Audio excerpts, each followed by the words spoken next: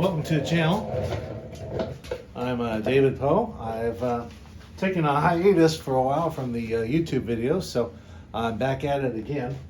And I've got a panel here today. Of course, they got my, this is an H form factor easel. And then I'm painting on a canvas. This is a 11 by 14 canvas today by US Art Supply. There's nothing really special about the canvas panel other than it does say it's made in the USA and it is archival. So those are two things I look for. It's just canvas, it's not linen. I just said here, sometimes I'll pull this down, but it'll make a better video if you can see it without any shadows on there.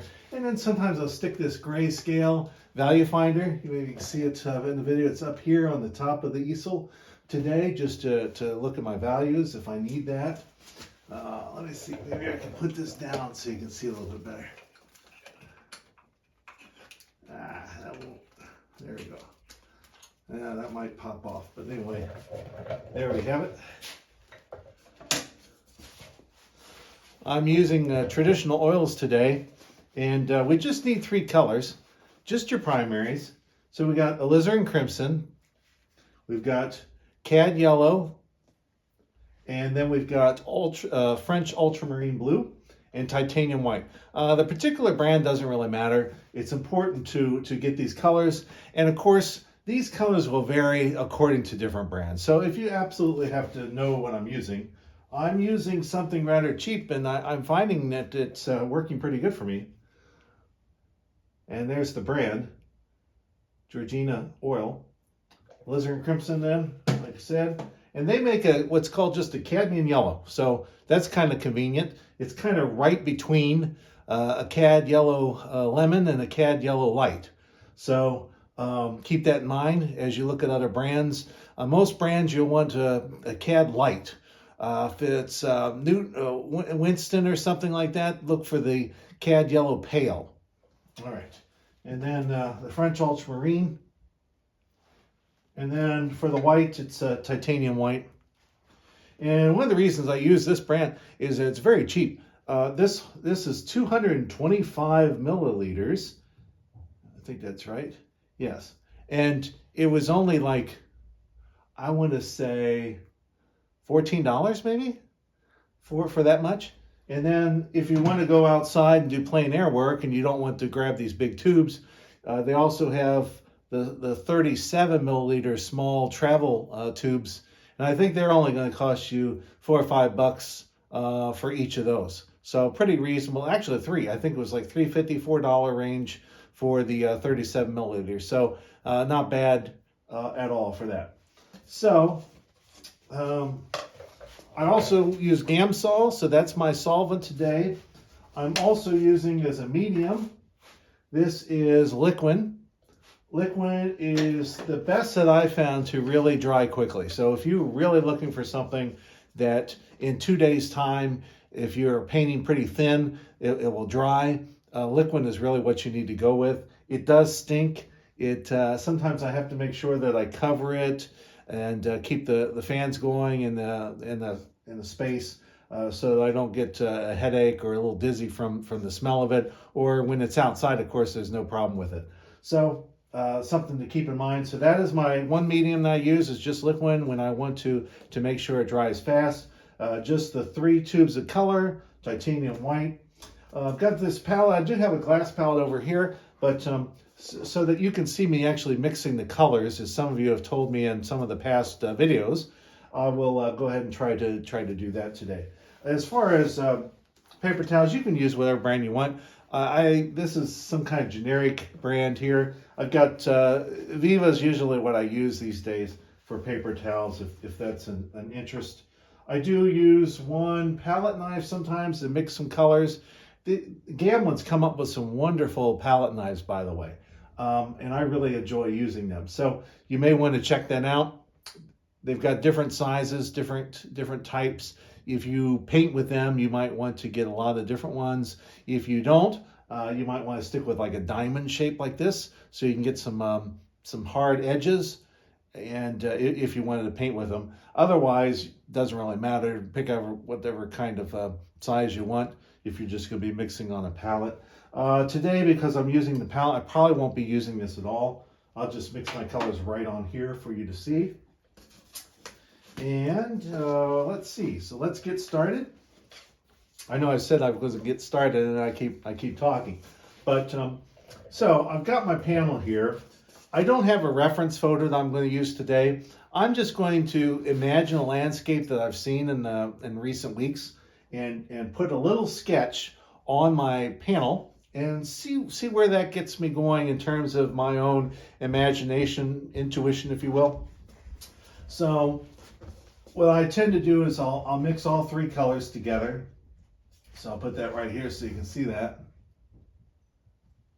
And of course, if you mix all three, what color are you going to get? You're going to get a kind of a brown. And one of the nice things and why I use a minimum palette these days, fewer choices. You know, if I'm going to need a green, there's only two colors on this palette that I can get a green with. If I want some kind of an orange, only two colors. So it really simplifies everything down to the very basic. And then on top of that, the finished painting will have a lot of color harmony because almost every mixture, almost every color I'm going to be painting today in this landscape is going to contain all three of those primary colors to some degree or other. And then of course with the titanium white to work on our value structure. So I mix them all together to come up with just a kind of a basic brownish color. I'm going to get some Gambasol on my brush. Today you might want to, what I use for brushes. I use Hogs bristle brushes. Doesn't really matter once again for the brands. I usually try to get the cheapest ones I can that are of high quality. And I like these are Utrecht 209 series, so those are good. And let's see over here, what are these called? Richard Simmons, I gotta stand up to find out what brand that is. It's the Signet. Robert Simmons Signet brushes. That's what they are. And I always use flats, usually sizes 2, 4, 6, and 8, sometimes 10 if it's a really large canvas. I tend to paint a little bit smaller than that. Okay, for this basic sketch, I'm just using a little bit of Gambasol, and this is a number 4 brush. So I'm thinking about thirds.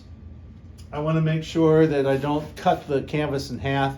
That creates problems for viewers. It just doesn't look very pleasing, and so you want to avoid that at all possible. So the first decision is going to be how much sky, how much land, and thinking about those thirds. So do I want 1/3 sky and 2/3 land here? Do I want 1/3 land and 2/3 sky? I'm going to go with 2/3, about 2/3 in terms of the land mass today. So we're going to paint a horizon line. I'm also thinking that there's going to be some hills. I don't want it to just be kind of a boring line. So I don't have to worry about being straight or anything. I'm just kind of thinking about some areas I've seen, some little hills perhaps back there. Maybe I'll come up and make a little bit larger hill this here. Once again, I don't have to be very precise at this point. I'm just kind of letting the brush flow and thinking about whether or not that shape is appealing to me or not.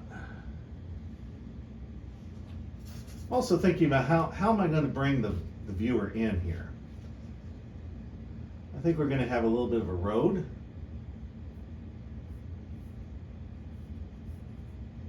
Have this road kind of come in from this side.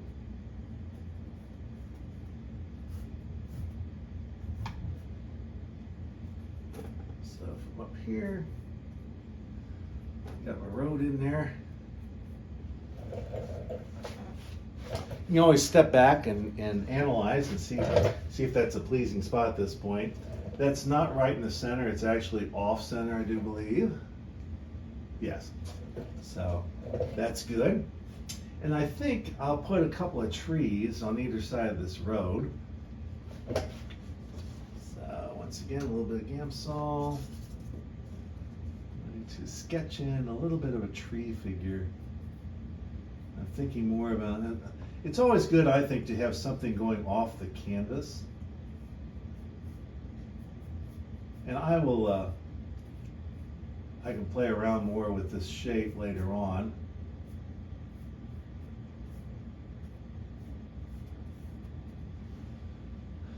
So start with, you got one tree there. Always want to go for odd numbered tree sets. If you got like 2 of something and 4 of something, it usually doesn't work visually. There's something about the odd numbers that really creates interest for the eyes. And once you start with something that's even, it causes your brain to kind of start ordering things in a way that's not helpful to the artistic side of your brain and giving you a sense of feeling. At least that's how I would describe it. Of course, there are many other artists that might challenge me on that or say something different. So I'll put another tree right around here. Once again, that can be kind of hidden behind this one. Go off the page a little bit.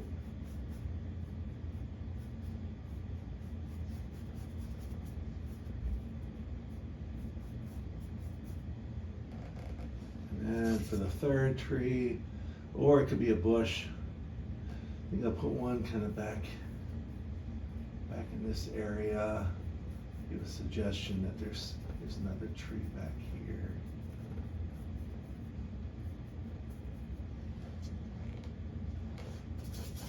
And over here,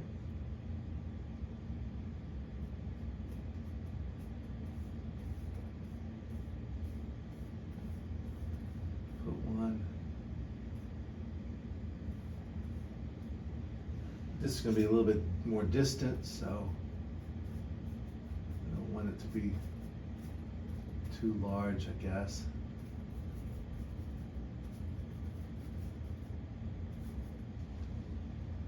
All right. So it gives us, just as you can tell, just a very brief start to this landscape. So we got 2/3 land, 1/3 sky. We've got a road that will help direct the viewer into our painting. We've got some, hopefully will become some interesting shapes with these trees, which are going to be kind of the focal point is going to probably be over here with this road and this tree here. So I want people to kind of come in from the painting over here, find some interest in these trees, and then keep going into this space over there. So that's where, this is the area where I want to have the most detail. Everything else can be very impressionistic, right? Because that's what I tend to do. Is at least I call it impressionism is what I do, or you might call me more of an expressionist. I'm more interested in the feelings that a scene conveys to the viewer and wanting to try to translate that for my audiences. A lot of times the impressionist would put one solid color next to another color and allow your eyes to blend it. I tend to not actually do that. I'm blending the colors together as I'm putting it on the, but you know, every school has all kinds of different approaches and ways of mixing color, from pointillism and impressionism to Monet. There's a lot of difference to, some consider at least some of Van Gogh's work as maybe impressionistic or post-impressionistic, and you see some of that as well. Okay, enough of that. Now, I'm going to take a paper towel, which I got right down here. I'll wipe off my brush. There is actually no need to constantly be cleaning your brushes with the Gamsol. Just wipe it up significantly on the towel. You'll get a lot of that paint off there. And if some lingers, that's okay, unless you really want a very clean color. But like I said, we're going to be mixing all these together anyway, so I don't think we have to be too conscious of that. All right. So a lot of artists will start with the darkest colors first. So that would mean these trees and the greens first. And sometimes, Kevin McPherson likes to do a light and a dark. So that way he's got the spectrum, right? You got the darkest dark and your lightest light, and then you go from there. Okay, well today I feel like doing some of the dark. That sounds like a good approach to me. So I'm going to put some of this ultramarine, French ultramarine over here, make a little pile color for us. I'm going to put a little bit of the alizarin crimson, darken that up a touch, and then I'm going to start adding just a slight amount of the cad yellow light, or cad yellow rather. That is very dark, as you can tell on my color. That's a value of 1. So I'm going to put some more of the yellow.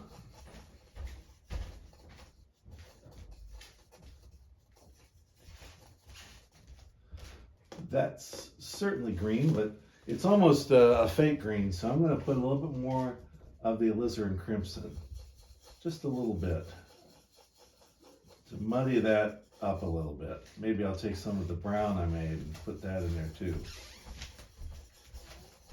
Okay. Now I'm going to dip it into my liquid so that this will dry pretty quickly. And now I'm going to, now trees are verticals, right? So what I'm going to do is I'm going to create vertical paint strokes first. And then when I come over top with the highlights, I'm going to use more horizontal strokes. This will help give the painting a little bit more life. This is back away, so I'm not going to start with this darkest green way back there. I'm going to concentrate on this group of trees here.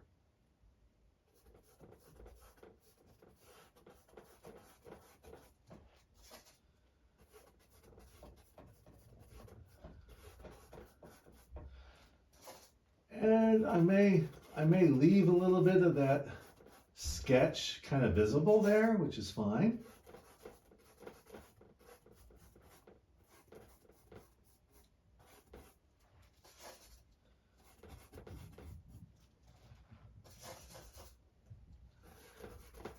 And notice I'm not really worried how terrible this looks right now. I just want to get this covered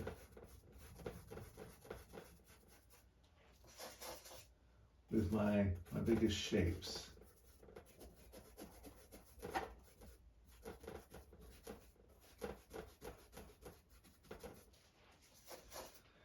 Remembering that I'm focusing on the vertical strokes, and then I can create some new things later on. Okay. All right, then I've got this tree over here. It's not well defined yet. So this value is pretty close to 1. I want to take a little bit of my titanium white, use one at the edge of this green, and begin to see what color value this green becomes. So you can see that. Then if I squint, okay, so it's pretty close to 5, 4 or 5. Well, it's good. It's more like 3 or 4 here. But I think that'll be okay. We're going to try it.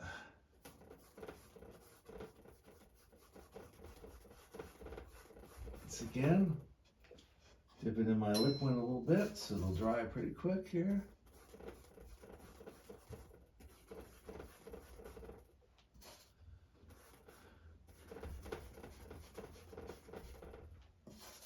Not worrying about anything at this point. I suppose if somebody came by and said, "Oh my goodness, are you trying to paint?"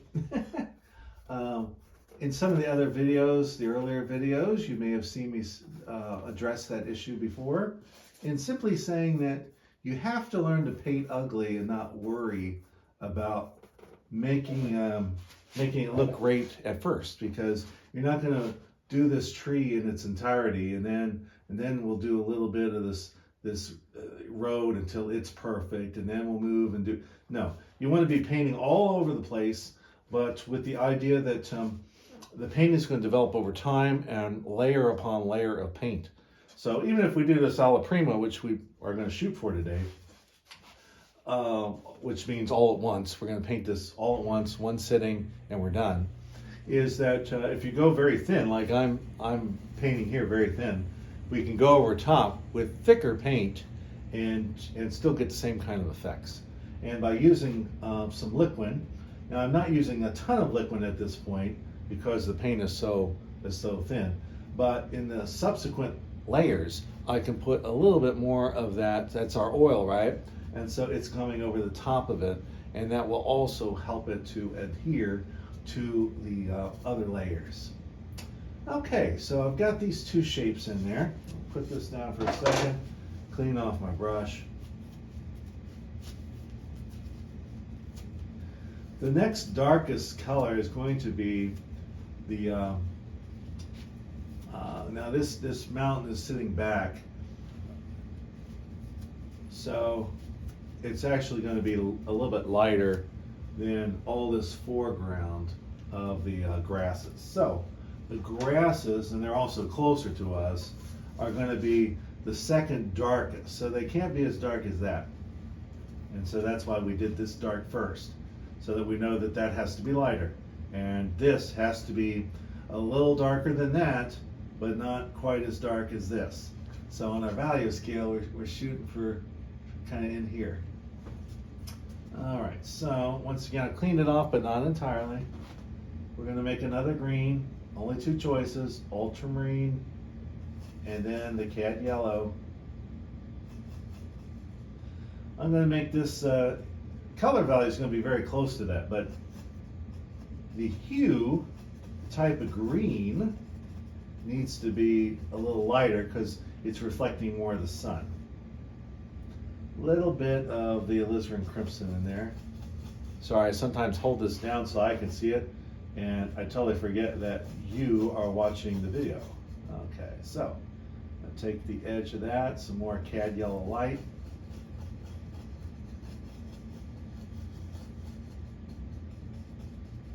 Mix that up pretty good.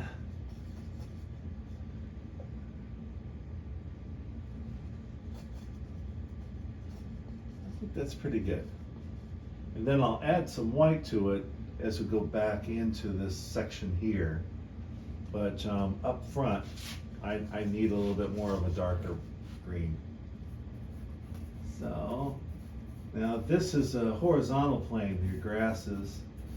Now up front, we could argue that it'd be more vertical. So that's fine, but we can get some of those strokes in a little bit later.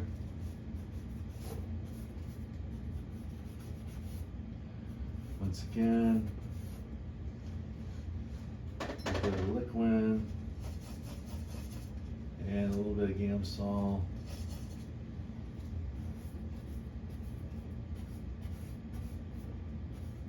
And my main object is to fill the white with the colors. And only then are we going to know if our color structure is really working or not.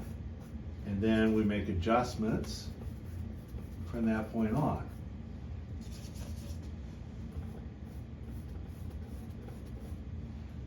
Notice how I'm holding the handle of the brush near the bottom. This gives you more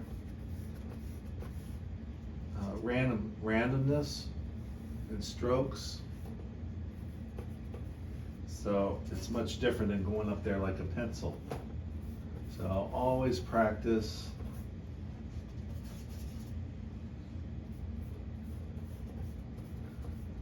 And of course the direction of these strokes can also indicate some of the, you know, is it a hill, is it flat, what's going on with this?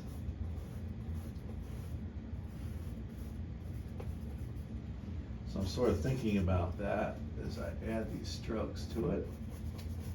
And I'm leaving some of this white intentionally I'm probably going to come in with some other color so that it's just not so overwhelming with green.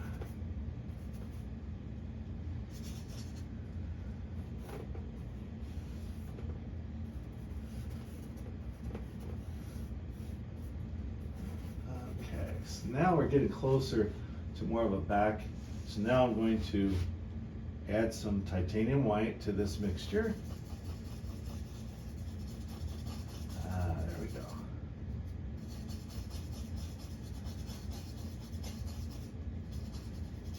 Check our value.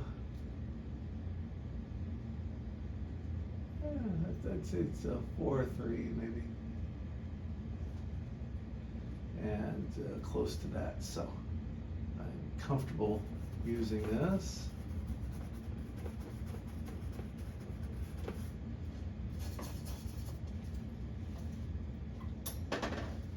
Adding a little liquid and a little Gamsol. Kind of create a little bit more of a slurry here. Once again, I'm not trying to be very precise yet. No need for that. Back in here.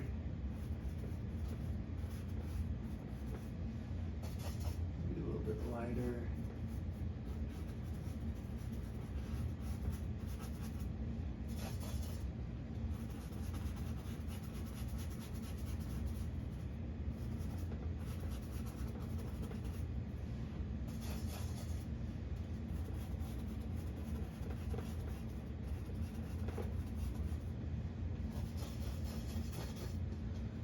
That same color here.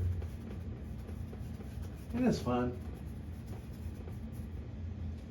Their own little world, and if this doesn't turn out okay, then that's not a problem either. All right, now we're going to turn our attention to these hills. As things go back, they kind of lose the colors. They lose reds, they lose the greens and yellows, the lighter colors. We turn to more darker colors. So for these particular hills, I'm going to shoot for kind of a purple. And certainly the painting needs some color. So we're going to see if we can pull it off. And we'll have to use some titanium white because I want to make it sure that that value-wise, it's got to set back. So only 2 choices again. So the ultramarine blue, I'm going to pull some of that out, make a little pile over here. Grab some of my alizarin crimson to create my purple. And now I'll take some of that titanium white. Isn't that a nice color?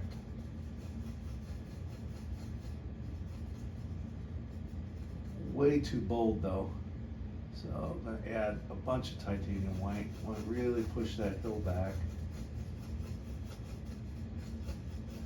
And a little too purpley. I want it to be more of a purpley gray, whitish gray, so we'll add a little bit more of that ultramarine blue.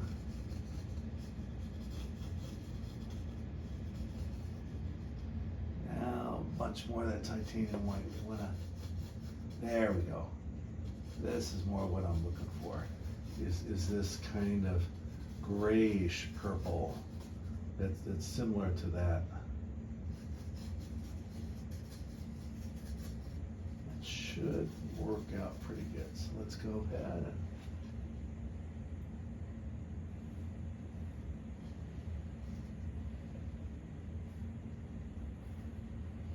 put some of that brown to stay in there.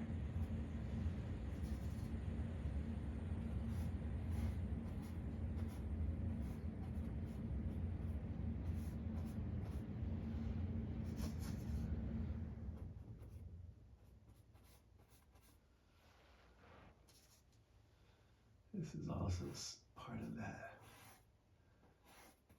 mountainous ridge. We'll kind of make that road kind of disappear. Maybe a little too much. We'll have to, I'll fix that when we get to the road.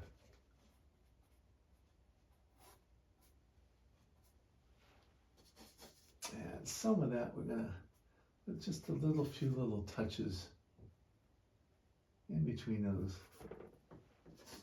tree leaves and branches.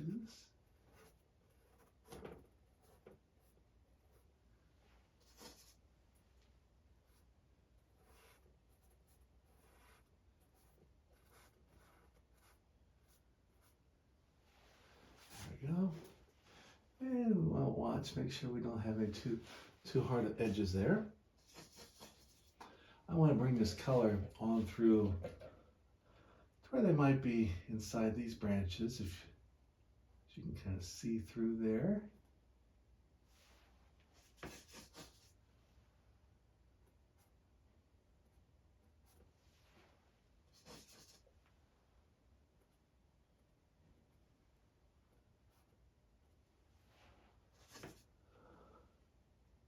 Of course, we can't put these way up here. That wouldn't make any sense. This mountain range might go in around here, and there'd be some purple coming through, but the other part we'll leave for the sky. And we can always take these out if it ends up being a little too much or something, or cover it over in the next layer. This is just our block in. Some artists call it a block in.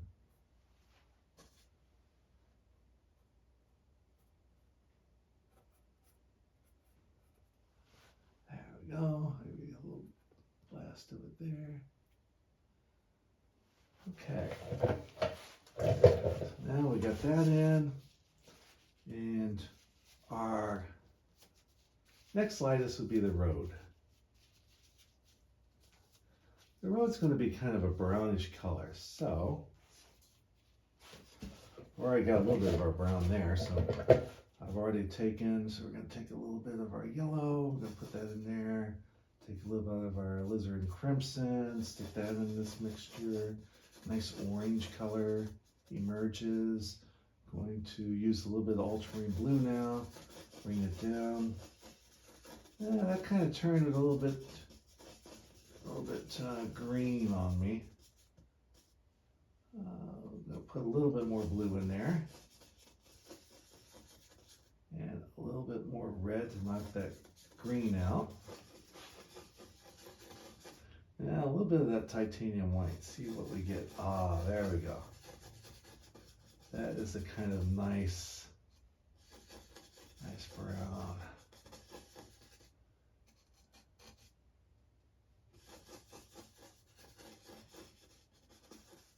Okay, so we're going to use that for up here on our road.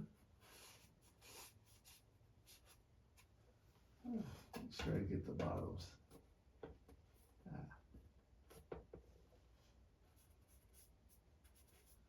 Okay, there we go.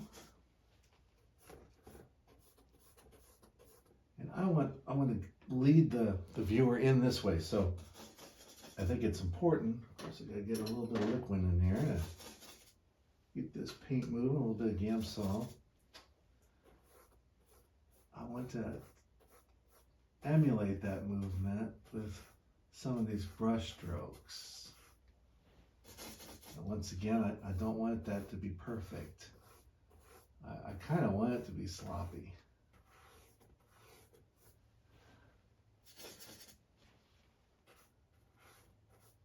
Or as Bob Ross used to say, happy accidents, right? Well, the only way you can have happy accidents is if you allow yourself to not get too worried about the details. So let's see if I can kind of fix this road a little bit. Now, I need to stop right there because this is way too dark here. So I'm going to use titanium white just to show you how you can fix that. Put that in there. We're going to change that color. See how light that is? And now we're going to, let's say it goes back this way a little bit.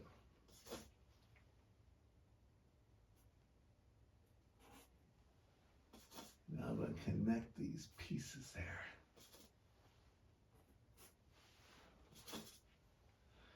And of course it's moving farther away from us, so I want smaller brush strokes back here. then bigger ones as we get closer to the viewer.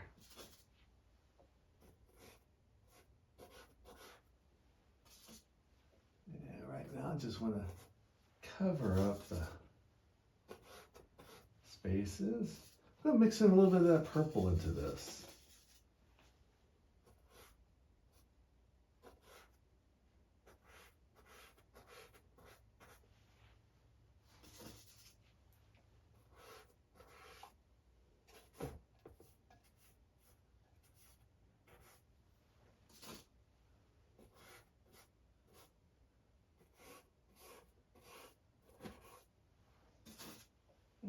I'm going to purposely run this color off into the grass and pull some of the grass into the road.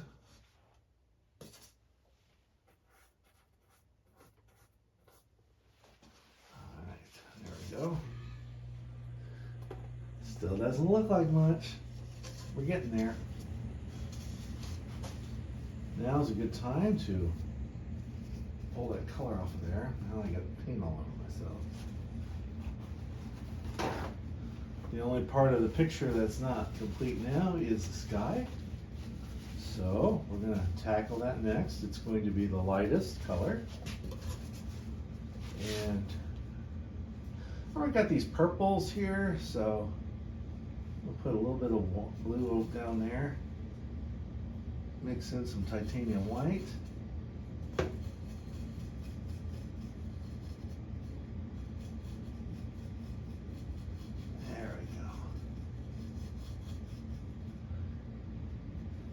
Make sure it's lighter than everything else, so adding plenty of titanium white. Let's compare it to that. Much lighter than that, right? You squint, you see that. Let's see about that. That's pretty close to that purple though. So that mountain's competing for it right now, so gotta be careful. Okay, now it's not bad right now. Add a little bit more titanium, big old dose of that. Get that into that, so it's a very faint blue at this point. And now start plugging that in there. And one of the keys that some folks talk about is lay your piece of color down and leave it alone. And I agree with that, and sometimes I even follow it.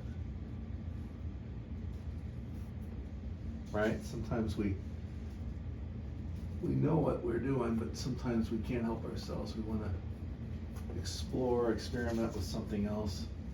Oops, I forgot to use some liquid in there. Especially with the titanium white.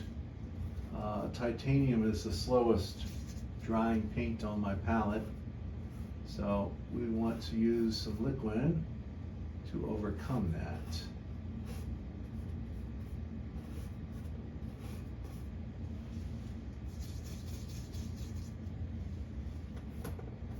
And if you start here, your paint's naturally going to get a little dirtier.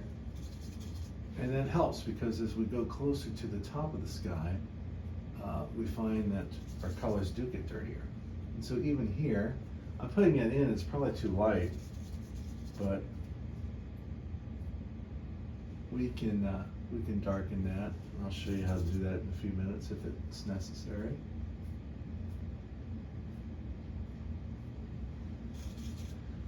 Fill in a few of these sky holes. We can go back and adjust, but right now I just want to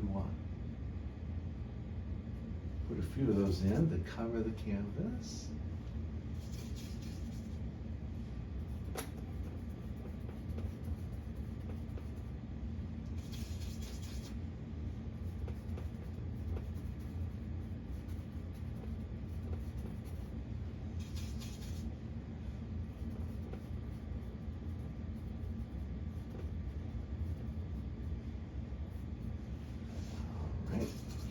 now, I'm going to put just a little tad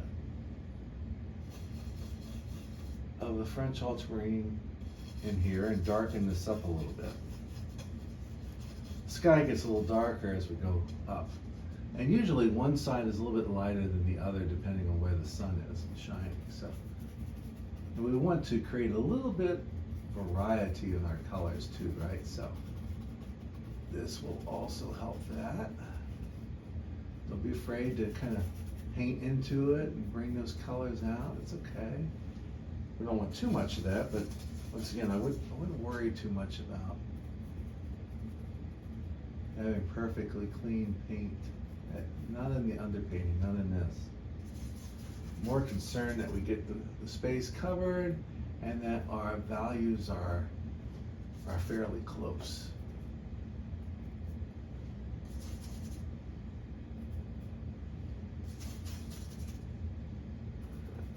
And it's still ugly, right? It's still kind of ugly.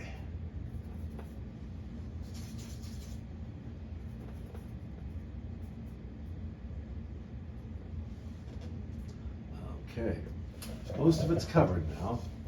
I do want to blend this a little bit. That sky color, pull that down just a bit. All right. Now, once I get it covered, I like to clean off the brush. Notice I've done the entire underpainting with the number 4 flat brush, which is now a filbert because I've used it so much that the ends have created a filbert size now. I'm going to change up the size of my paintbrush now. I'm going to put this aside, and instead of going smaller with the brush size, I'm actually going to go bigger so that I can get a variety of strokes on here. So now I'm going to scrape off my palette here, so I have plenty of space to work and to create some other colors.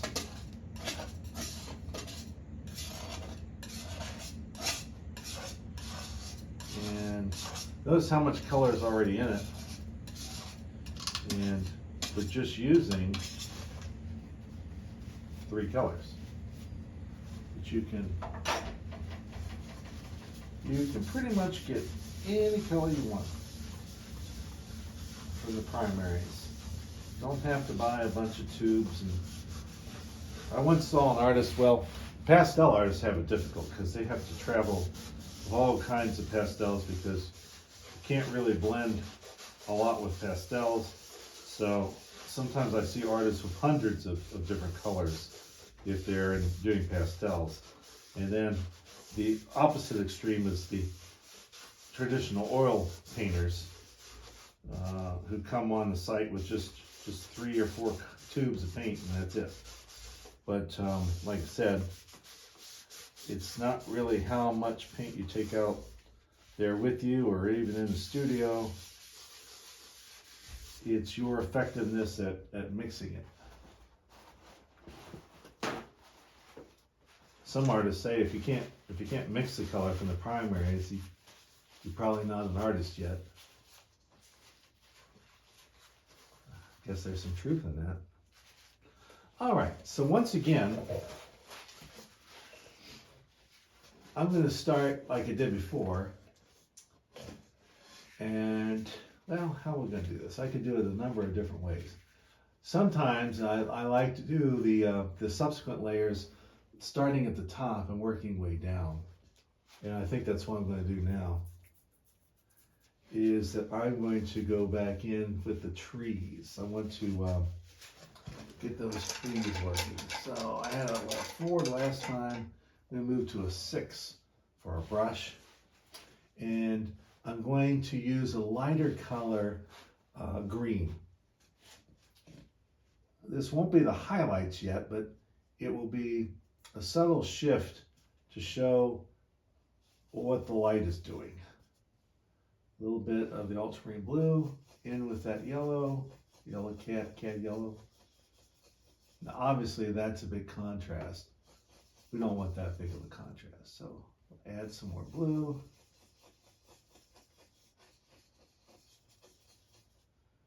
Still need more.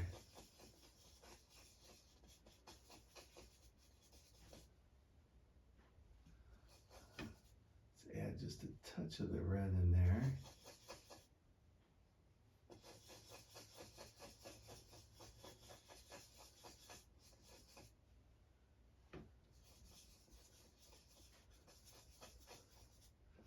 Still looks darker than that. All right, Carol liked this. We're going to see if this will work. And now, since I did most of those vertical, these are going to be mostly horizontal strokes. And I'm going to try to imagine the light coming from over here and striking on certain parts of these trees. Let me get some liquid in here so this paint will stick over top of that. And this time I'm not going to use any Gamsol. I want this to be a little bit thicker to sit up on top of it. And sometimes you just got to chance it, right? You got to take a chance and be bold.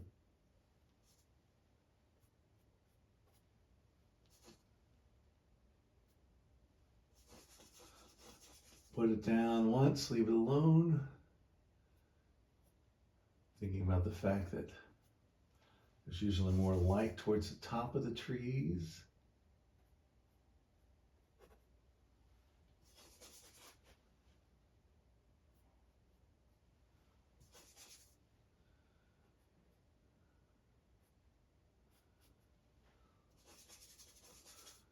I want the tree to come across as being rather soft.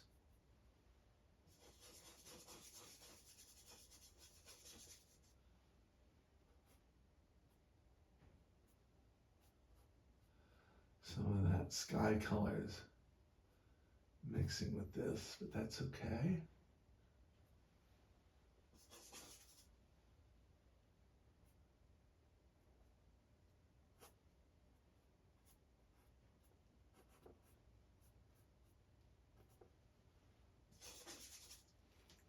And we'll leave some of this as being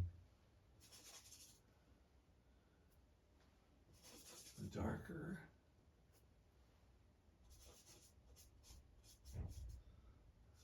Need a little bit more color in here.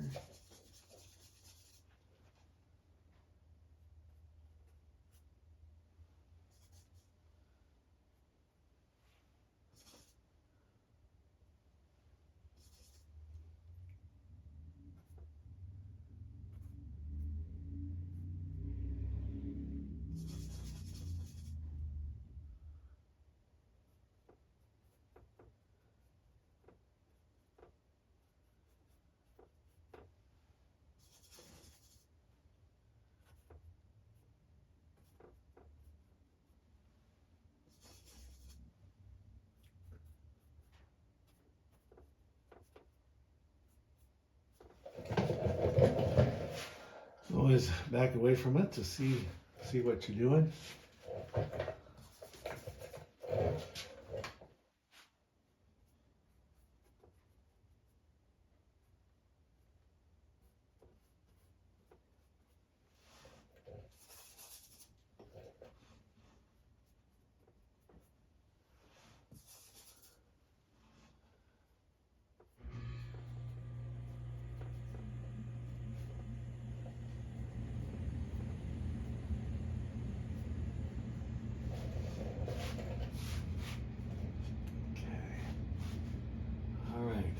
I think that's good without, I don't want to obliterate all of the dark green there. Now, since this is the same color, but it's just grayed down with the titanium white, we're going to do the same thing now. Titanium white into this green to create a similar effect. Let's see if this will work maybe. Yeah, see how that kind of, if you squint, you'll notice that you can't really perceive a difference in the color. That means that this chart is working for you.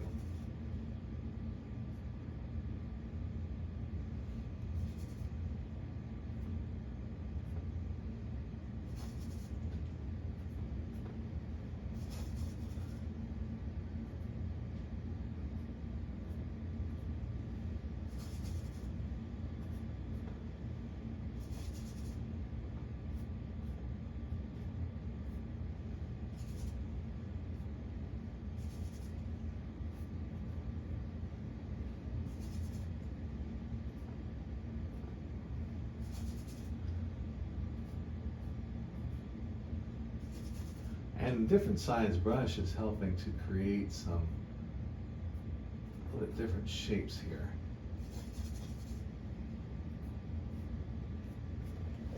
Now, it may look pretty abstract, but that's okay. All right, I think I kind of like that. So as we're going down here, now we're to the ground plane, and I want to add some color here.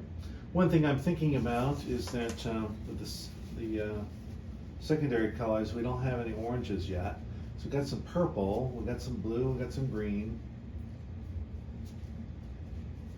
But I want to get some orange in there. So I think we're going to mix up a sort of earthy orange and put it into the green. It should become quite obvious to you why that's going to make a difference once I put some of that down. Once again, I'm leaving this pretty. What is wrong with my chair? Okay. All right, so only one choice. Cad Yellow Light, Alizarin Crimson. Create a nice little orange. Now here, I'm going to go ahead and put my titanium white in there.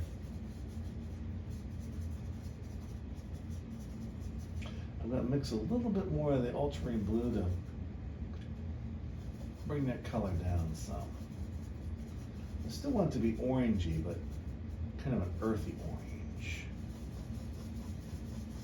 There we go. And let's see if that works here. Oh, I think so. I think that will work.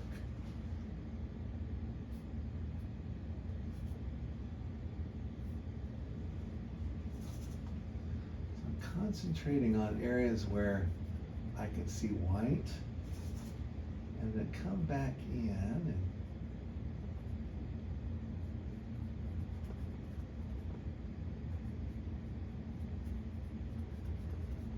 use this orange to our advantage.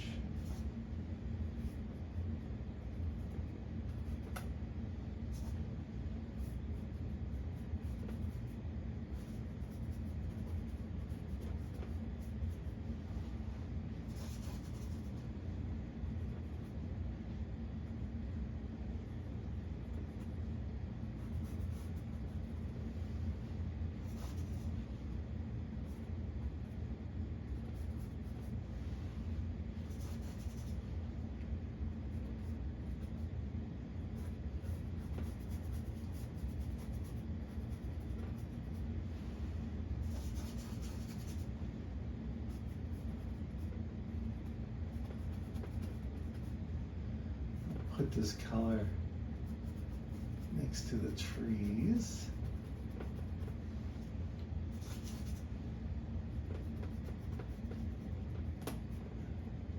We can always just change it up a little bit. Back a little bit there.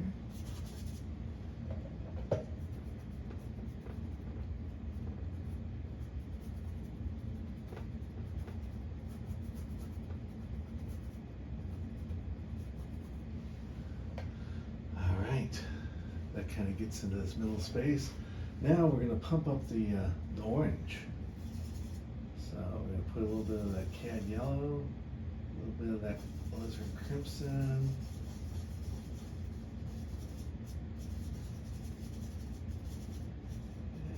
And let's see what that looks like.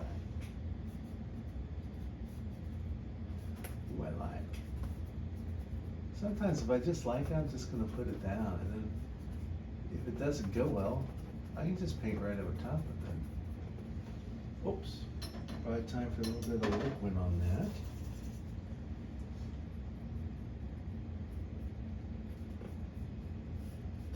Still not gonna try to make too many precious marks.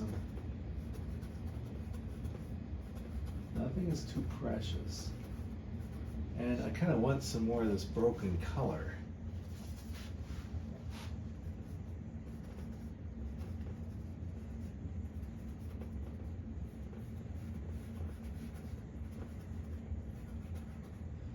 Doesn't that make that green pop?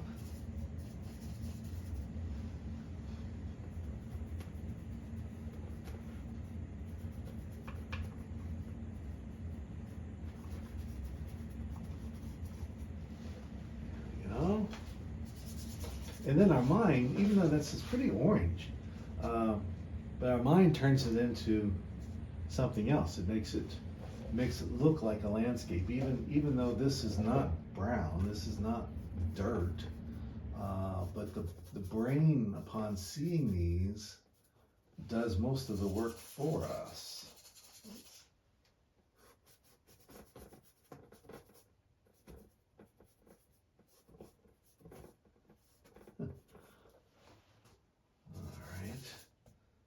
Mix up a little bit more of that yellow, just a little bit of the crimson, more of this orange in there.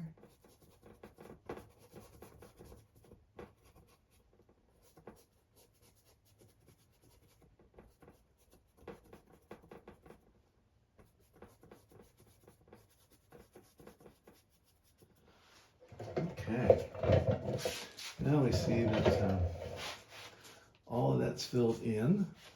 We have our road, we've got some trees, a mountain, and now we're ready to create some highlights. Because we got some different shades going on, different things. Now we need to build a little bit more interest in our focal point and see if there's other places that need a little something.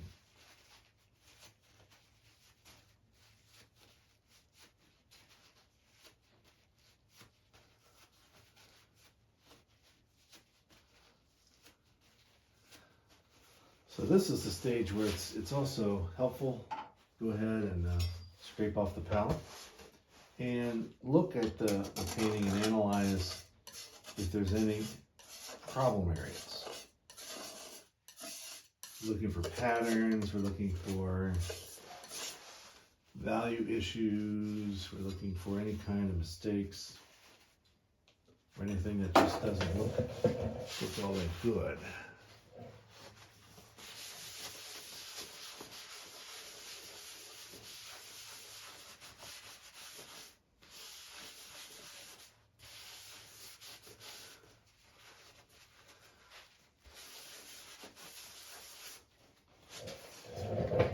Like to do first off, just take a smaller brush, this number 4, which is clean, and use a dry brush. I want to soften some of these edges. So I've got this mountain back here. I want to make sure that that's pretty smooth. And so, get a piece of paper towel ready to go for myself. And make sure that we got, maybe I'll put this down for now. I think you can see that.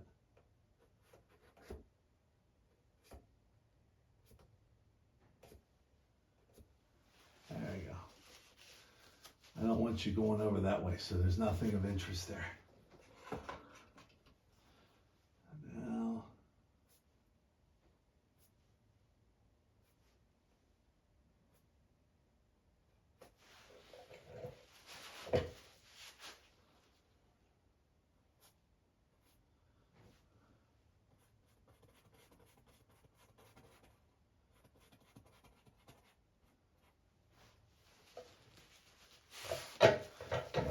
sit back a little bit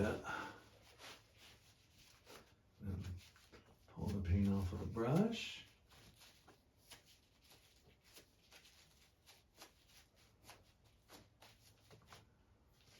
Noticing that road is a little too dark there. I want to pull your attention there. So, a little bit of ultramarine blue, a little bit of cad yellow, and some alizarin crimson, and then some titanium white.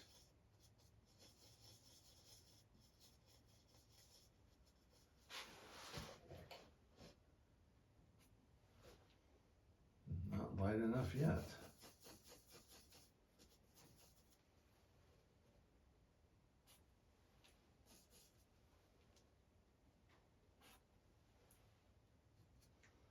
Still not light enough.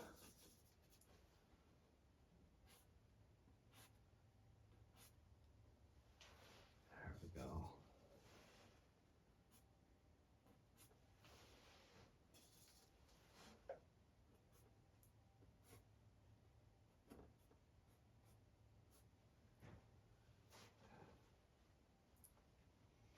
That might be a little too light, those last strokes. Let's see if I can just soften them. This paper towel instead of, there we go.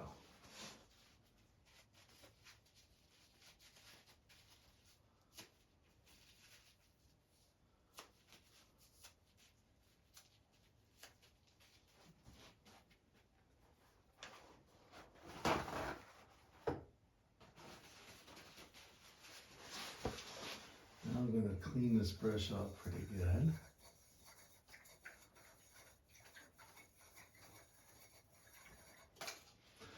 I actually have a lot of edges with these the tree brush strokes I put in. So what I'm going to do now is soften some of those edges with just the dry brush technique. So I'm going to just kind of move across. I'm just kind of pressing against those edges a little bit. And I find if I try not to think too much about it,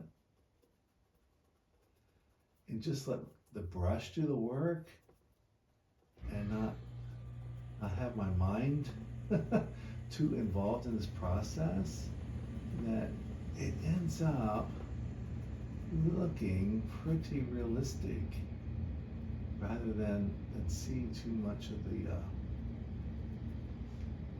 strokes as they were. And then once in a while I'll take and just clean it off a bit.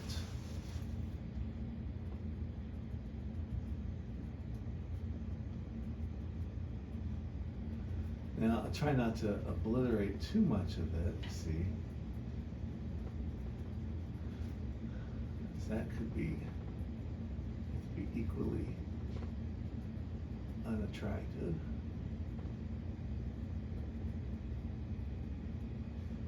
Just kind of going around some of those hard edges and pulling them around.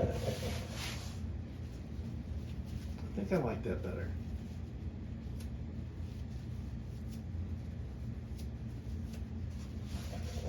Now, same with this tree.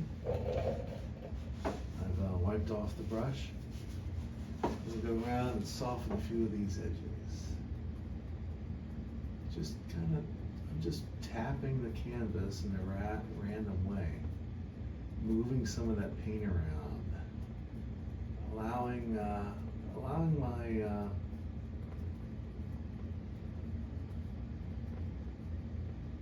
my memory, just to kind of play with that paint a little bit.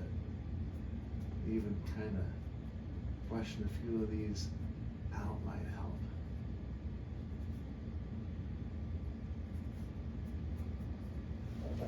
To get some randomness.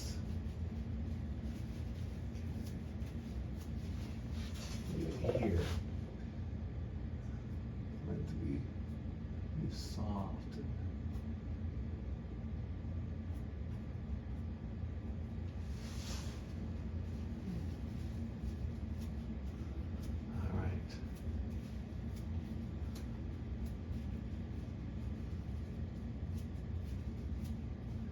Now, I'm noticing that while my eyes are going here to the middle foreground, this looks a little bit too undefined and orange. I'm going to mix up some green and put in a few touches of some darker grass. So cad yellow, ultramarine, a little bit of my alizarin.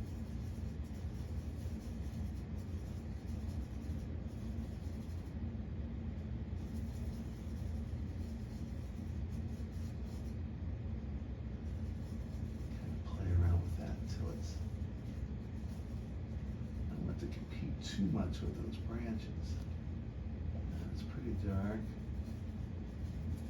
Let's try this. Okay, so I'm gonna just kind of freehand this and see. There'd be a few little bushes and stuff kind of growing here, and, especially alongside a tree. I'm just barely touching the canvas now, and letting the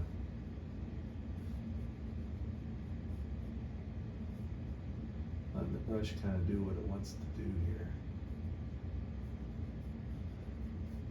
Letting this yellow orangey color kind of serve as a background to kind of highlight some of this plant growth that might be here along these trees. You can also kind of roll the brush a little bit to soften some of those edges and give us a sense of some stuff here.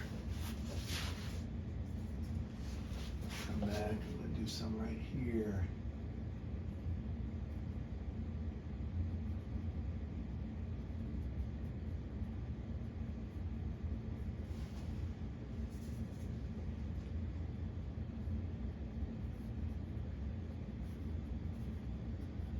Just kind of pulling the paint down a little bit.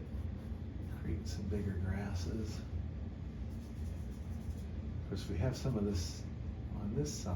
We're going to want to do a little bit more over there. Yeah, a little bit more of that ultramarine blue. I want a really dark green right here a little bit, and a couple of big strokes. Let's do some more even. Really dark.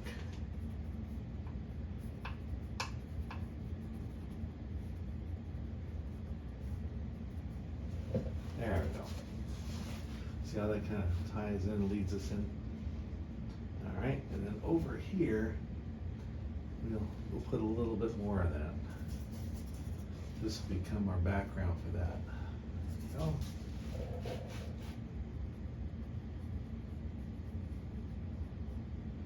Like I said, you don't want to be tight here. You're not putting blades of grass. You're just creating a few shapes.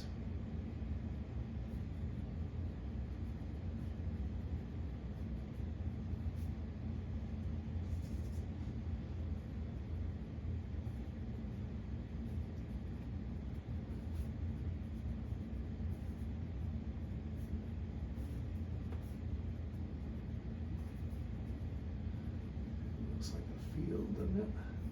Oh.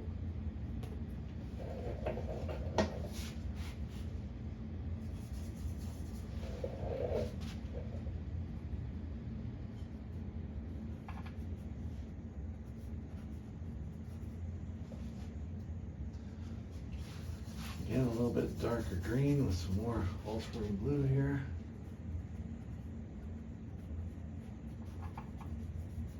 Get this sense of taller grass, vegetation here.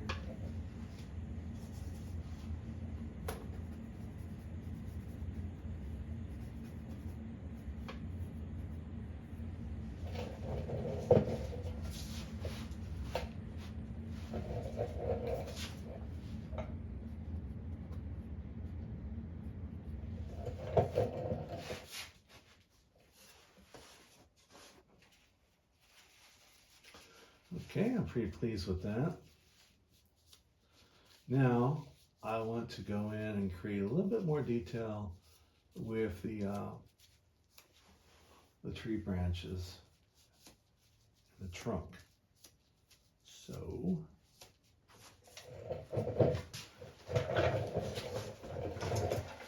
I've got a liner brush I'm going to use for this. But first I'm going to create a dark purple, so ultramarine blue, alizarin crimson. I'm going to create my darkest dark here.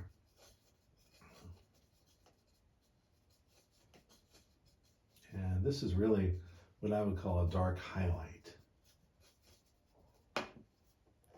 Set my brush down there in case I need that again. Some Gamsol, wetting the brush, put a little bit of my liquid, and get this nice and liquidy on this brush. And then we're going to kind of pull up in a random manner where this tree branch is going. Kind of moving it as I pull it up. And there's a branch that was here.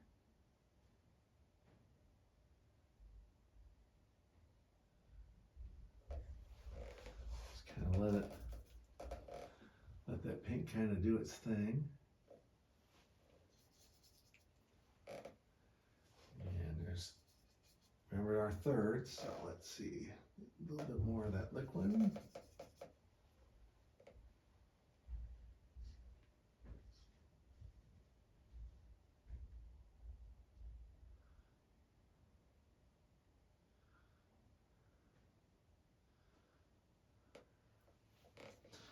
And of course, I'll be bashful about going back, get a little bit more, and then just kind of let the brush do the work for you and run it up like that. Then what I like to do is take my little pinky, and I don't want these are big trees, so they need to have a substantial base, kind of disappear here. Feel like it's planted and not floating in the air somewhere.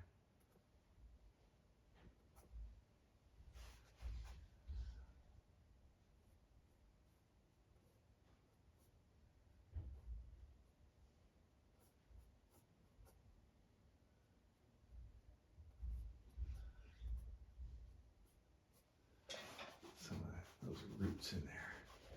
All right. Yeah, I think that's pretty good. Now, of course, most of those were all vertical. Now, I'm going to concentrate on a few horizontal branches.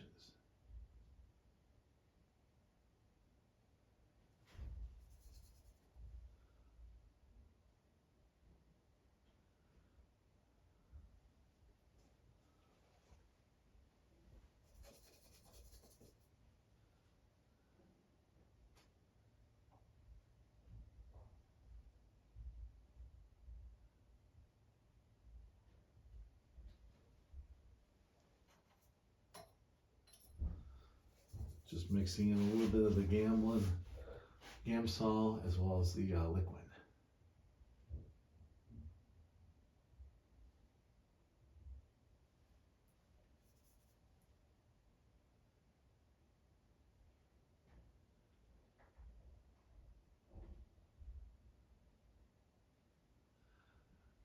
I don't want too many going off this direction, but I do want just a couple to give the image that there are a bunch of tree trunks in there, branches. All right, so now I'm taking a look and seeing how that's going to be.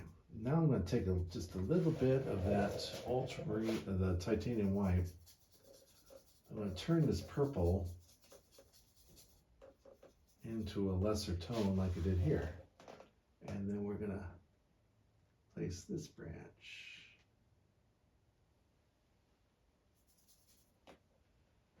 And it goes up that way.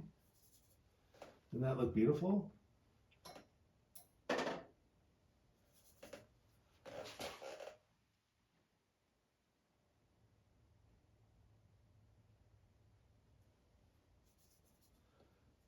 you want to be careful, but you want to keep moving that brush to create the illusion of branches going in all kinds of random directions, because that's what they do in nature, right? So we want to kind of replicate that here.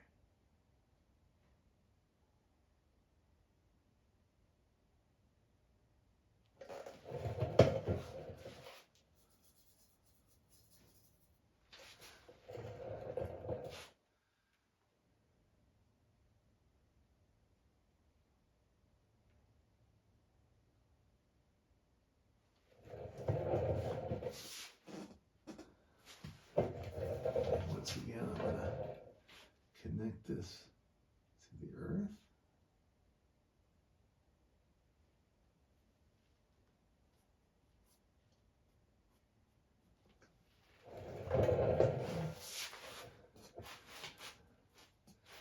All right, now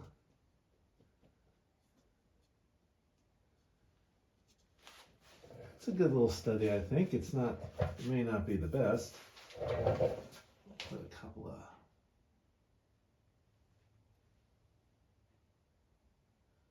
darker marks here. I think we're ready for the signature.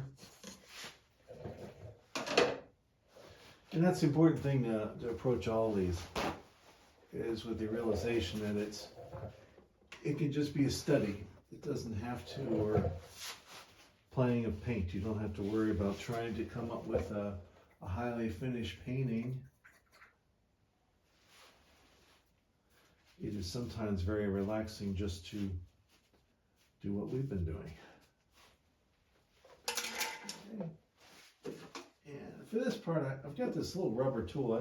I think it's called an eraser for paint. And so I'm just going to carve my name into it. Since we read left to right, a sign over here.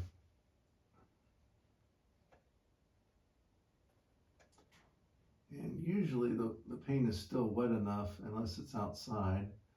I can just basically print it, in cursive right there into the paint, with it not being too